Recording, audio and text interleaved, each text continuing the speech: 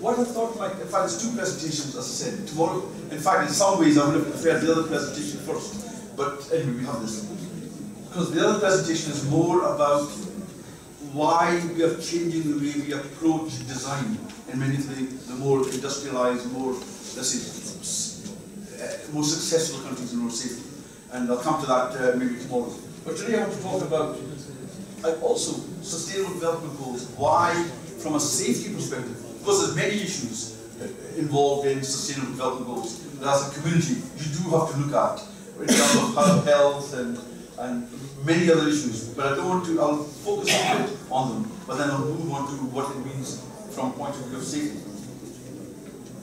First thing is, I don't know how many of you are aware, but there are 17 development goals. This is where we think the world needs some attention. Everything from climate change to hunger to poverty, many goals. And the United Nations, all the countries, including Serbia, 193 countries agreed that this is something we have to do something about.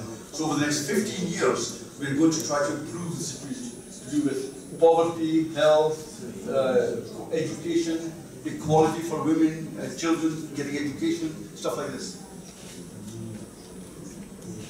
I will show just a few slides. I'm not going to go into too much detail. But for example, poverty. 1 in 5 persons in the developing world, 20% of the world in the developing world, lives on $1.25 a day. That's all they have. The family has to survive on that. Can you imagine how difficult that is? There's nearly 800 million people who are not getting enough to eat in the world. There's 50% of children are living in extreme poverty. So they actually, if you just imagine your own family, you're not living in extreme poverty. These are just small examples. Hunger. There's over 3 million children dying every year due to poor nutrition. There's 1 out of 9 persons goes to, 1 out of 9 people in the world goes to bed hungry at night because they don't get enough food to eat. Poor nutrition, 45% of child deaths under 5 years old. So you see there are a number of real serious big problems that are affecting the world. And each city, each world, each country, each city, each municipality is trying to deal with some of these issues. Good health and well-being. We want people to live well. We want people to have good health. And again, all the countries around the world are trying to do something about it. Quality education. There's over 100 million people who don't even have basic literacy. They can't even read or write. Yeah, okay. But I want to point to some things. Climate action, climate changes. As you can see, you know how the climate is changing. We're getting big storms, tropical storms. We get all sorts of things. Again, we have to do something about it. 40% of the world's oceans are heavily affected by pollution. Our plastic bottles are turning up on the seas. And again, there's something we have to do something about. I show these just as an illustration of the 5 or 6 things. There's 17 such things. If those of you who are interested, there's much more information available. We've actually set up a website with trying to encourage people to do more things themselves. And this will give you an idea of the kind of things that can be done. But let's move on. Sorry, just at the bottom. Why are the SDGs relevant to cities in terms of road safety? I'll focus just on that aspect. Goal number 11, one of the goals, is that we should have cities and human settlements should be inclusive, self-reliant and sustainable. We want these communities to continue and be sustainable into the future. One of the things that's arising immediately is we're actually changing priorities. In the old days, cars, motorcycles, then were the highest priority, then trucks and vehicles for commercial, then public transport, and the people actually were at the bottom of the chain. They were given the least priority in the traditional design of the last 20, 30 years. What's happening now is we're actually changing it, and we're actually trying to turn it upside down. So people, cities are for people. They're not for cars, they're not for buses, they're for people, and therefore we have to design our cities to be more friendly for people. And many cities around the world are starting to do this by creating the right kind of conditions. 75% of the world population is going to be living in cities. Therefore, we have to make these cities more habitable, places that people enjoy coming to and being. car, again, some of you will know this, this is the amount of space it takes to carry 60 people. If you use buses or bicycles, it takes much less space. And the design principles we're looking for is streets belong to everybody. Streets should be safe, they should be multi-dimensional, they should be good, healthy to walk in the street, no pollution. Streets should be public places. These are all places people should go to, not just to pass through. They can be places people actually go to as a destination. We've got also streets being ecosystems. They create value. Shops and housing, the actual value rises if you make them pedestrianized. This has been experienced elsewhere. I'll come back to this in a minute. There are 4 fundamental issues to think about in designing urban areas for people. One is we need, if you like, access. The street design has to be connectable. People have to be able to walk from here to there without having to cross too many roads. We want to try to make them permeable. So streets need to be designed, and that might mean using back alleys, small spaces, parks, try to make footpaths so people can move about in a city without being exposed to traffic. Secondly, we need to make cities more attractive. So that we look at the active edge, which means the cities should be vibrant. The streets should not be difficult or frightening to walk along a street late at night. There should be lights, there should be street lights, maybe the shop windows are busy. It should be possible for ordinary people to walk. Enclosure. If you make an area far too wide, traffic will travel much faster. And we need to close the streets down a bit to make it more visible, more viable for people to drive at a slower speed. And lastly, we need to think about how the pedestrians move, rather than making them walk long distances. What's the quickest way we can make the pedestrians move? We also know that, for example, we've seen this before, if you're traveling at low speed, only 1 or 2 people will die. As the speed increases, more people die in a crash. Therefore, we need to make sure that the streets are designed in such a way. Where we have a building to height ratio with, for example, width of 1 and height is about the same, that's okay. It provides a sense of enclosure. It means that the driver, when he drives, feels at the sides of his vision the buildings nearby. It makes him drive slower. When you have a situation where you have 2, the width is 2 to 1, you need to plant trees or something to reduce this width, to make the driver feel he doesn't have this wide open space. And again, when you have something like 3 to 1, it's absolutely essential that you close down, you narrow the space by planting trees or something to make that driver feel enclosed. This is the kind of concept we're now using in many countries around the world. Most of these are actually from a global street design guide, which I will show you later, but we are now starting to look at a design, redefining what a street is for. Different aspects of the street. The street should be an area where people can walk, where cyclists can go in safety, and so forth. I'm not going to go into too much detail. There's a separate document on this. But basically, when you design a street, you have to think about traffic, death, injuries, physical activity. People should be able to use the street for things. Poor air quality, pollution, economic inefficiency. How can we make it more efficient economically, that vibrant little places can open up, little coffee shops or something can open, to make the street more vibrant as a place to be. We need to look at things like climate change, where again, we can actually affect climate change through our design of what we do in the streets. And I'll show you in a few minutes. Noise pollution, poor quality of life, inequality, all of these sort of things have to be thought about.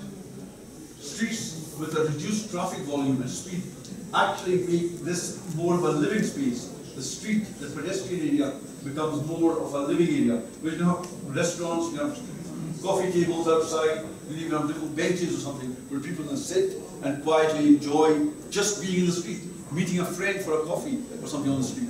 And that's why we're thinking that streets are for people. Streets are not for cars, streets are not for trucks. We should be designing our streets in the urban areas for people. Our towns and cities are to be for people. Okay, what kind of things can you do to change, to change that priority so that we end up with pedestrians and cyclists on the top? Public transport is the second priority. Third priority is cars. So we're moving cars down the system. We need to reduce speeds. So there's all sorts of, again, I'm not going to go into detail here. There's lots of different measures. Some of them you will be familiar with. Traffic calming, ways of reducing the speeds in cities. We must also make sure that pedestrians' safety is not just during the daytime, but at night time. We must make good lighting. People should feel comfortable walking along the streets of the city. They have to feel very easy and want to travel around and do that. Again, streets are for people, so crossing roads, we have to make it as easy as possible, rather than making them go detours, as I will show you tomorrow. I'll discuss some of that tomorrow. But streets are for people, kids walking, whatever. We need places that people can stop, sit down and rest. If you're shopping, there should be some benches, maybe some bushes planted to try and make a better environment. Smaller radii, it's a design issue, but for example, if you have a small radii, it's a much slower speed. If you have a very wider radii, a bigger radii, which normally we did in design as a road engineer, we used to do this, but actually makes the speed faster, and it means it's less easy for a pedestrian to see the person coming. Whereas from this way, pedestrian can see a car coming towards him more easily. And bicycles also can be safer where the street is a much narrower radii. We need networks. So if a pedestrian is starting here, he needs somehow to be able to walk as far as possible in this area, especially central areas. We need to create networks of footpaths to allow pedestrians to get there by using back alleys, by using little parks. Find ways to create a good system so people can travel from part of the town to the other part without having to cross major roads. And again, I said, increasingly around the world, we're now starting planting small bushes and things, and places people can sit for a rest if they've been shopping, they stop for a while, meet a friend, have a cigarette or something. And little alleyways are being used more and more around the world. Permeability, this idea of being able to move to different places within the town. Increasingly now we have these back alleys, which were maybe dirty and filthy in the past. They're cleaning them up, putting in some benches, and you find the small businesses start. People start selling coffee. It becomes a vibrant place. Melbourne, almost every time, comes out as one of the best cities in the world to live.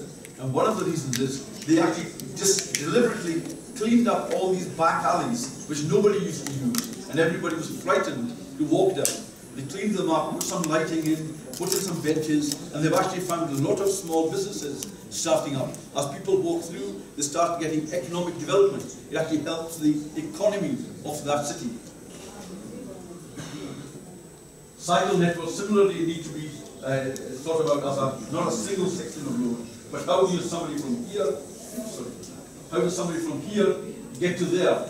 And you've got to find ways to try and get them there without having to cross major roads.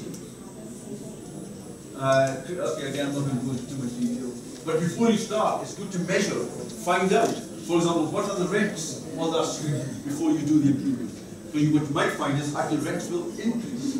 What we found in other places, again, I won't go into that. Some examples from around the world. This is our before and after from Ireland. Look, this is a wide street traffic was very, very fast. They actually took out a little central bit and planted some trees. They've reduced the width of that road, made it smaller, and people are traveling at a lower speed now along that road. There was actually a community on that side, and people used to, the road to get to the shops or something was away around here, around there. People started walking across this hill. So the engineers said, well, that's stupid. Why don't we give them a road where they actually want to go, rather than forcing them to walk away around here to come to this point.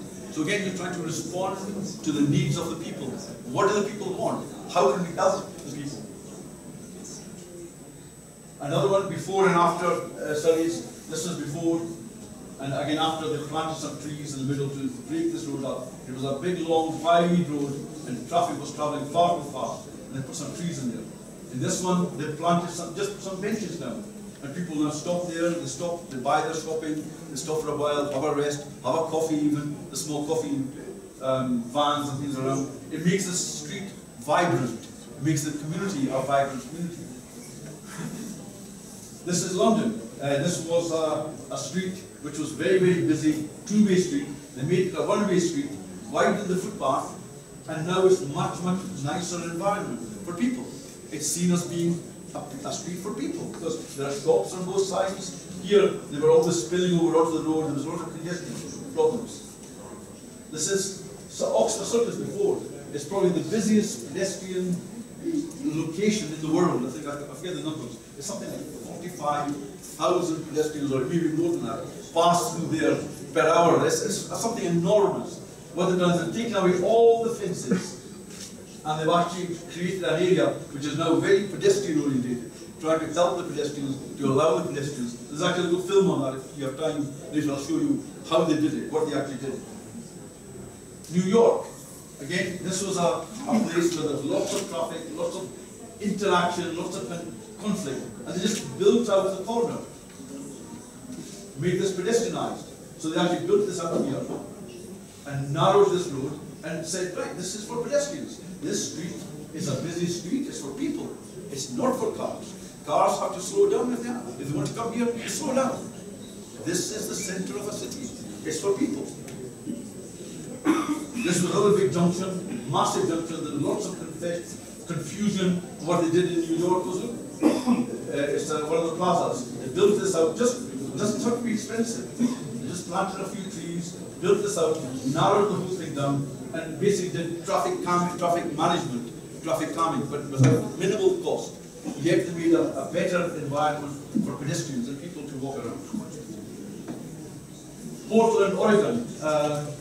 And so I'll come back to this one. They did something very interesting, but many cities in the States are now starting to put in trees, narrowing streets, starting to do the kind of things we started doing in Europe with traffic calming, but now the USA has also started doing it. And really it's because of the SDGs, because of the recognition that streets are in towns, towns are for people, they're not for cars. Again, streets, quite sometimes they even take off a bit of the footpath, a bit of the pedestrian, a bit of the road, and create an area where people can sit. Here's another area, which is the restaurant has been allowed to take over one of the lanes, and they now have a nice restaurant there. Here's another one, which was part of the road, but they closed it off and allowed pedestrians to sit there, to actually make it more environmental friendly. Same sort of thing. And when you start doing that, you think that pop-up cafes start coming, food trucks start coming in, there's more economic activity starts, and the cities actually benefit from the economic activity. Portland, very interesting case. They wanted to improve, they had a massive bill, I think something like 280 million, I'll come to the number in a minute, where they had to replace all the drains. And they decided, instead of replacing all the drains in the city, why don't we build these bioswales? These are using, let's say, plants and earth to build up your blocks. Instead of having concrete, they built them as areas which would absorb the water and the retention. So they ended up with landscaping and bringing it in. What it actually did was, they didn't have to spend that money then on replacing all the drains. They were able to get over that. Other places, again, this is at night time, it becomes a normal street. Sorry.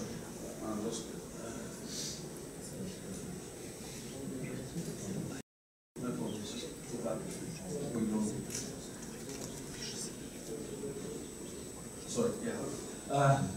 Just to give you an idea, some benefits from doing this sort of stuff. Deaths, in the pilot studies which we've done, deaths have generally come down, up to 4% or even 9% in some cases.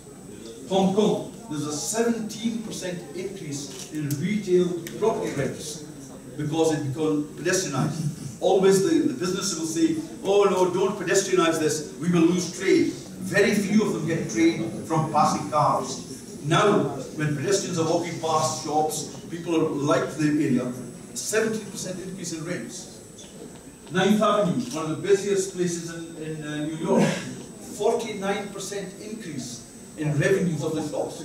Previously, cars passed by, never stopped. Now the cyclists and people walking see something they like, they stop in the shop, they buy it, and the revenue has actually improved substantially for those shops. Portland, significant benefits in health. As I said, they found that instead of spend here, there was 250 million they were going to have to spend to fix all the drains because the drainage was no longer coping. Instead, they spent 8 million in green infrastructure, and that absorbed much of the water that would have gone into the drains, with the trees and grass and so forth. And instead, they ended up having a traffic calming area, but using I said, earth and soil and trees, and it saved them 250 million. Basically, less pollution because the trees improve the air quality and they absorb. Narrow streets cost less to build and maintain, and the revitalizing these alleyways really makes a big, big difference. Just to sort of illustrate the point, again, you can maybe look at this later. This is the deaths per 100,000 population in the number of streets, that's our number of cities along here. You can do a comparison with yourselves on where you are relative to the rest. I think Belgrade comes in around 6, I think, somewhere around there. I don't know how well your own cities stand, but you can start comparing yourself and seeing how well you're doing against the cities who are doing these sort of things. There's a lot of information available. I've put up just a few documents, free documents. You can download these. These are available from the WHO, World Health Organization, also from the IRSC, International Road Safety Center. We actually have these on our site. You download them and use them about pedestrian safety, speed management, etc. And there's other very, very good downloadable documents, various ones I've mentioned down here, from different organizations around the world, which give you some good guidance.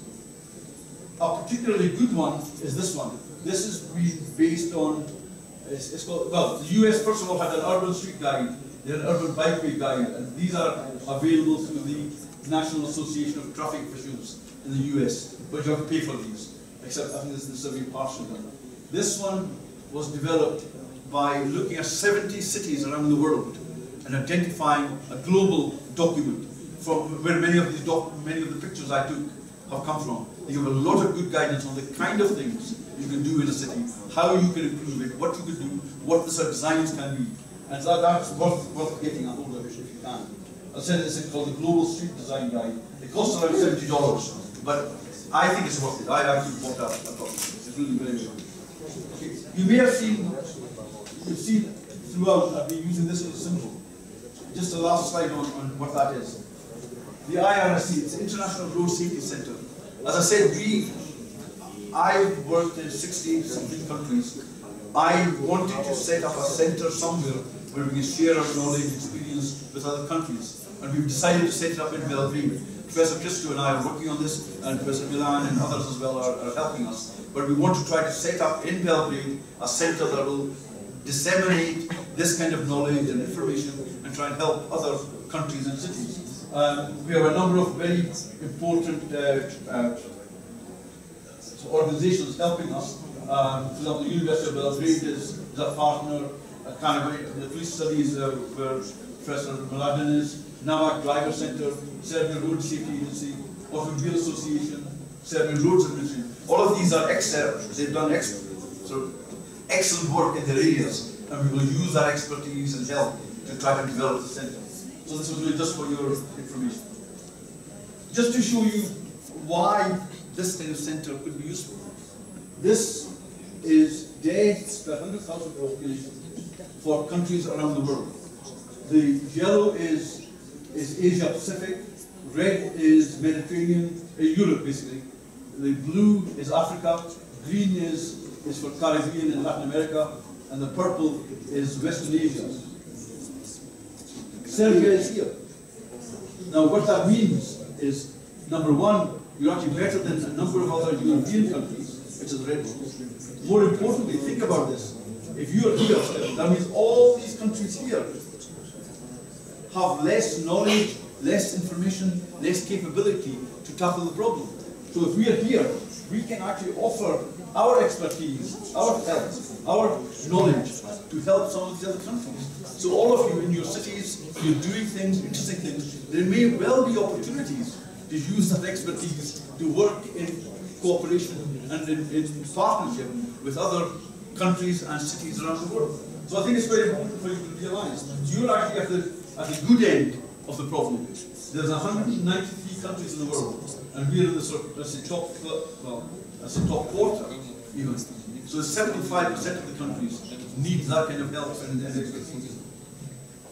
Okay, thank you. That's it.